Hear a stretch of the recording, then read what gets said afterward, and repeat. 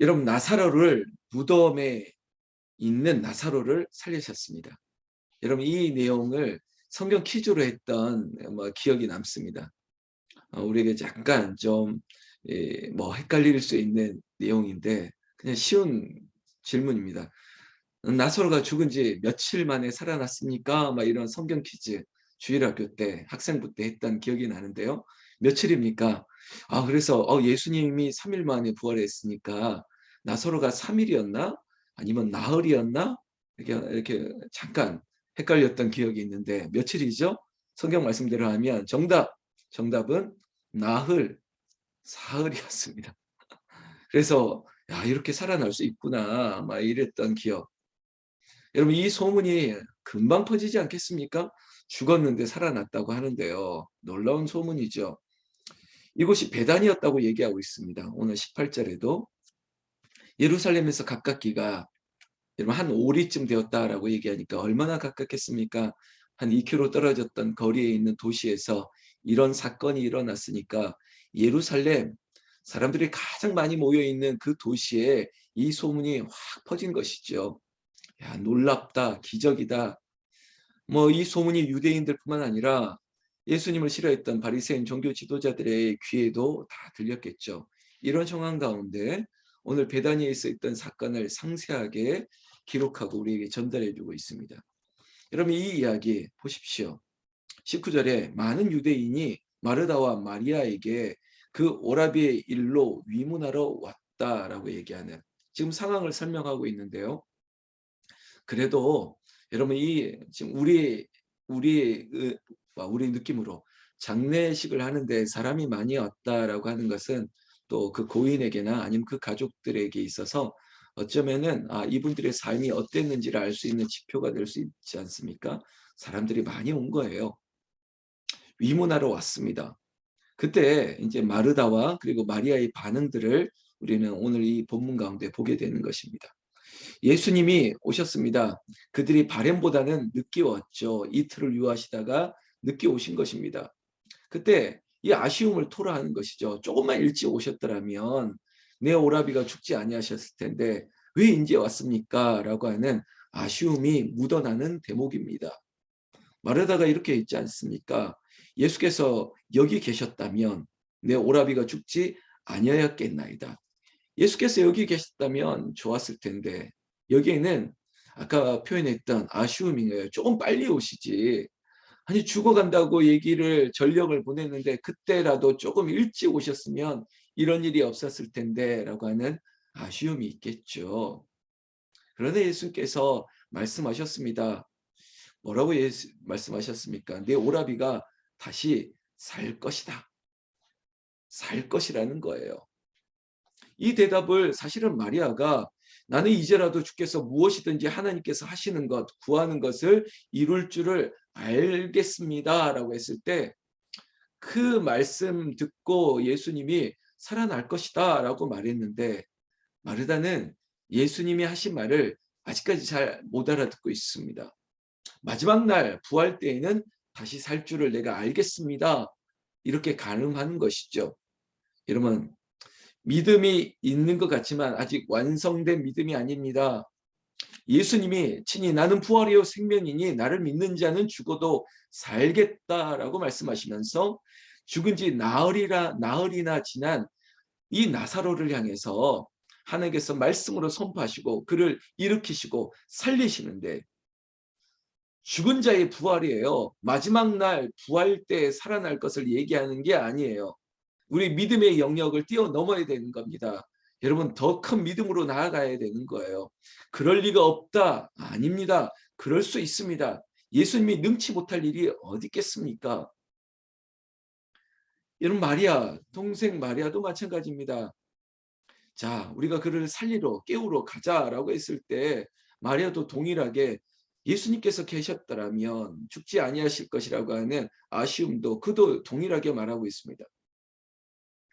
예수님께서 오늘 이 얘기 가운데 이 말을 듣고 마르다를 마리아에게 하나님께서 더 큰 믿음으로 일깨우고 있습니다. 죽지 아니었다는 것입니다. 그리고 내가 살리겠다는 것이에요. 그리고 그를 따라가는 많은 유대인들, 그 뭐 구경하는 사람들조차 저가 왜 저기 가는지 아마 이렇게 슬픔을 주체하지 못하고 그래 곡하는 줄 알고 그냥 그렇게 찾아가는 줄로만 알았겠죠. 그러나 예수님의 뜻과 생각은 인간의 생각과 다릅니다. 마리아조차도 아쉬움을 예수님께 말씀했지만 또 예수님도 그들이 우는 것들을 왜 모르겠습니까? 여러분 성경 구절로 한다면 아주 짧은 문장 중에 한 문장이 오늘 성경에 소개되고 있는데요. 성경 말씀 35절에 예수께서 눈물을 흘리셨다는 겁니다. 여러분 예수님도 눈물을 흘리세요. 예수님도 슬퍼하세요. 우리가 뭐 우리 지금 형님 같이 저희 뭐 아버님 같은 분들도 있지만 옛날에는 우리 선생님이 화장실도 안 가는 줄 알았다. 뭐 이런 얘기를 가끔 하신 적도 있는데 아유 예수님도 인자로 오셨습니다. 예수님도 아프세요. 예수님도 눈물을 흘리시는 거예요. 이 짧은 한 문장 영어로 한다면 Jesus wept. 정말 두 단어 아닙니까? 예수님도 눈물을 흘리셨다고요. Jesus wept. 여러분 목사도 눈물을 흘립니다. 목사도 아픕니다. 여러분 청춘한 아파야 청춘이다. 다 한 번 다 겪었습니다. 똑같아요. 그러나 이 육신의 한계를 뛰어넘는 게 뭘까? 부활이요 생명이신 예수님이 내 안에 들어오시는 거예요. 또 예수님도 그가 눈물을 흘리시고 인간적인 그런 통한이 있다 할지라도 그분은 하나님이세요. 그리고 이 죽음을 생명으로 바꾸실 예수님이 친히 마르다와 마리아뿐만 아니라 많은 유대인들 앞에서 이제 하나님을 나타내시고 있다는 것입니다. 37절, 36절에 이에 유대인들이 말하되 보라 그를 어떻게 사랑하였는가 하며 그중 어떤 이는 말하되 소경의 눈을 뜨게 한 이 사람이 그 사람은 죽지 않게 할 수 없었더냐 하더라. 여러분 예수님의 눈물을 뭐 다양하게 다르게 해석하고 폄하하기까지도 합니다. 그래 그렇게 슬프면 진작 오지 그랬어. 아니면 죽지 않게 하면 얼마나 좋았어. 막 다양한 해석들이 이 자리에 있습니다. 내일 우리가 본문을 보게 될 텐데 여러분 어떻게 했습니까? 인간의 생각을 뛰어넘는 예수님이 하나님 되심을 그 자리에 선포했습니다. 죽음의 권세를 하나님께서 깨뜨리시는 거야. 여러분 이 지역이 얼마나 더운 나라였습니까? 죽은 지 나흘이나 됐던 나사로를 향해서 그리고 모두가 있는 앞에서 예수님이 선포를 하시는 거죠. 나사로야 나오라. 내일 우리가 이 본문을 보면서 더 확신 가운데 우리가 기도할 텐데요. 사랑하는 성도 여러분, 우리에게 눈물이 있습니다. 예수님도 눈물을 흘리십니다. 우리가 아파하는 만큼 예수님도 아파하십니다. 그리고 우리가 생각하는 그 기도의 수준을 뛰어넘는 하나님이 이 정도로 이루어 주셨으면 이 정도의 답이 있었으면 좋겠다가 아니라 예수님께서는 오병이어의 그 5개, 2개를 가지고도 5천 명 이상 먹이고도 여러분 12강주리가 남게 하시는 것처럼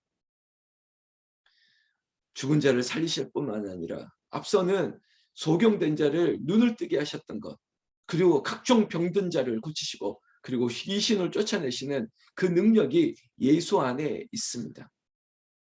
여러분 예수님이 하시는 일을 우리가 축소할 필요가 없습니다. 그러셔서도 안 됩니다. 예수님에게 능치 못할 일이 없다. 그러면 끝까지 믿는 거예요. 끝까지 믿고 거기에 어떤 아쉬움이나 다름을 표하지 마시고 예수님 안에 주 안에 있는 나에게 난 근심 없다. 그러면서 찬송하며 주님을 의지하고 주님께 기쁨으로 나아가고 기도하고 그것이 우리의 삶의 모습이 되기를 우리 주 예수님의 이름으로 축원합니다. 그렇게 돼야 돼요.